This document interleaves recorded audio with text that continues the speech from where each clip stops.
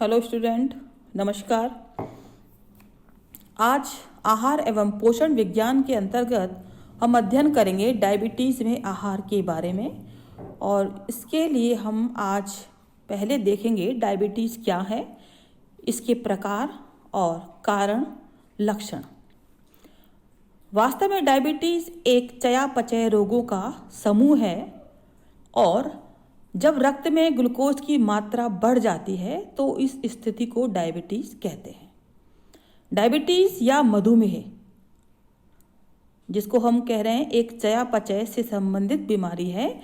इसमें ग्लूकोज का ऑक्सीकरण नहीं हो पाता, इंसुलिन का स्तर कम होता है और इंसुलिन हार्मोन की कमी के कारण रक्त में ग्लूकोज की मात्रा बढ़ जाती है। इंसुलिन हार्मोन पैनक्रियाज की आइलेट्स ऑफ लैंगरहैंस द्वारा निकलता है। इंसुलिन कार्बोहाइड्रेट से प्राप्त ग्लूकोज को कोशिकाओं तक पहुंचाने एवं ग्लूकोज का ऑक्सीकरण कर ऊर्जा प्रदान करता है और इंसुलिन की कमी से रक्त में ग्लूकोज की मात्रा सामान्य से ज़्यादा हो जाती है। लगातार यह स्थिति बन जाती है तो गंभीर बीमारी हो जाती है। जो भी भोजन में हम कार्बोहाइड्रेट ग्रहण करते हैं वह सभी ग्लूकोज में बदल जाता है और इस ग्लूकोज के ऑक्सीकरण के लिए इंसुलिन हार्मोन का होना बहुत आवश्यक होता है। मुख्य रूप से व्यायाम की कमी, तनाव, मोटापा, असंयमित खानपान के कारण हमारे देश में ये बीमारी लगातार बढ़ती जा रही है। इंडिया डायबिटीज फेडरेशन के अनुसार भारत में लगभग 7 करोड़ लोग इस बीमारी के शिकार हैं। रक्त में लगातार बहुत ज़्यादा ग्लूकोज की मात्रा होने से कई गंभीर समस्याएं भी आ जाती है। इससे आँखों, किडनी एवं नसों को हृदय संबंधी कई समस्याएं हो सकती है, क्योंकि बिना इंसुलिन के ग्लूकोज कोशिकाओं में न पहुंचकर रक्त वाहिनियों में ही इकट्ठा हो जाता है। बड़ा ही चिंता का विषय ये हो जाता है।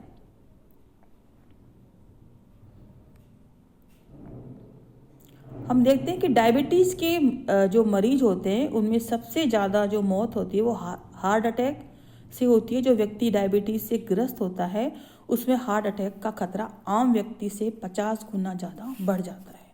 और शरीर में ग्लूकोज की मात्रा बढ़ने से हार्मोनल बदलाव होता है और कोशिकाएं क्षतिग्रस्त होती है। खून की नलिकाएं, नसें दोनों प्रभावित होती है। धमनी में रुकावट आ सकती है या हार्ट अटैक हो सकता है। डायबिटीज का लंबे समय तक इलाज न करने पर आंखों की रेटिना को भी नुकसान पहुंच सकता है। हमने देखा डायबिटीज क्या है, यानी कि रक्त में ग्लूकोज का स्तर बढ़ जाना। रक्त में ग्लूकोज का स्तर अल्पकालीन और दीर्घकालीन दोनों प्रकार से हो सकता है। हम देखते हैं डायबिटीज या मधुमेह के प्रकार। 3 प्रकार के मुख्य रूप से होते हैं। टाइप 1 मधुमेह एक स्व प्रतिरक्षित रोग है। अगर आपको टाइप 1 डायबिटीज है तो इसका मतलब है आपका अग्नाशय अब आपकी आवश्यकता के इंसुलिन का उत्पादन नहीं कर सकता। इसका मतलब कि आपको नियमित रूप से अपने रक्त शर्करा के स्तर की निगरानी करने की आवश्यकता होगी। या तो इंसुलिन आप इंजेक्ट करें, इसके लिए आप इंसुलिन पंप का भी प्रयोग कर सकते हैं। टाइप 2 डायबिटीज, इसका मतलब आपका अग्नाशय पैनक्रियाज पर्याप्त इंसुलिन का उत्पादन नहीं कर रहा। इंसुलिन उत्पादन तो कर रहा है लेकिन जितना आवश्यकता है उसका उतना उत्पादन नहीं कर रहा, या जो आप इंसुलिन उत्पादन कर रहा है वह प्रभावी रूप से काम नहीं कर रहा। नियमित शारीरिक गतिविधि, एक स्वस्थ खाने की योजना और नियमित स्वास्थ्य जांच के साथ आप अपने मधुमेह को अच्छी तरह से सही कर सकते हैं, प्रतिबंधित कर सकते हैं, ठीक कर सकते हैं। आपको गर्भावधि मधुमेह एक ऐसी स्थिति है जो गर्भावस्था के दौरान विकसित हो सकती है। जब गर्भवती 24 से 28 सप्ताह की होती है तो उसको गर्भावधि मधुमेह हो सकता है और कई बार ये आमतौर पर बच्चे के जन्म के साथ ही ठीक हो जाता है। हम देखते हैं मधुमेह के लक्षण। ज़्यादा प्यास लगना, बार बार यूरिन जाना, आंखों की रोशनी कम होना, कोई भी चोट या जख्म देरी से भरना, हाथ पैरों में और जहाँ भी खुजली करते हैं वहाँ जख्म बन जाते हैं, बार बार फोड़े फुंसे निकलते हैं, चक्कर आना, चिड़चिड़ापन। हम देखते हैं थकान का कारण होता है मुख्य रूप से ग्लूकोज का ऑक्सीकरण नहीं हो पाता है। ये थकान का मुख्य कारण होता है जिससे शरीर को ऊर्जा नहीं मिल पाती। बार बार शरीर में ब्लड शुगर लेवल बढ़ जाने से बार बार यूरिन जाना पड़ता है और यूरिन के जरिए ग्लूकोज बाहर आता है। व्यक्ति खाना खाने के बाद, आराम करने के बाद भी थका थका महसूस करता है क्योंकि उसमें एनर्जी उसको नहीं मिलती है। कहीं भी खुजली करते हैं तो जख्म जल्दी से नहीं भरता है, जख्म हो जाता है क्योंकि आपके ब्लड में शुगर लेवल बढ़ जाता है। नज़र कमज़ोर हो जाती है। डायबिटीज़ का आंखों पर बहुत जल्दी बुरा प्रभाव पड़ता है। इससे आपको दिखना कम हो सकता है, आंखों के पर्दों को नुकसान हो सकता है और शुगर के कारण खत्म हुई नज़र दोबारा ठीक नहीं होती। जो भी छोटे मोटे घाव हो जाते हैं वो आपके जल्दी से भरते नहीं हैं। आपके मसूड़ों में खून बहना, दांतों की सफाई करते समय मसूड़ों से खून निकलना या फिर मसूड़ों में सूजन रहने का कारण भी डायबिटीज हो सकता है।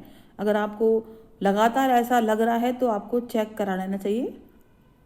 ग्लूकोज की जांच आपको जरूर कराना चाहिए।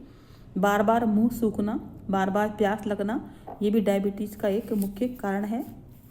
टाइप 1 डायबिटीज़ का कारण आज तक पता नहीं लगा है, लेकिन इस बात की पुष्टि हो चुकी है कि इसमें आपकी प्रतिरक्षा प्रणाली, जो सामान्य रूप से खतरनाक बैक्टीरिया और वायरस से लड़ती है, आपके अग्नाशय में मौजूद इंसुलिन बनाने वाली कोशिकाओं को खत्म करने लगती है।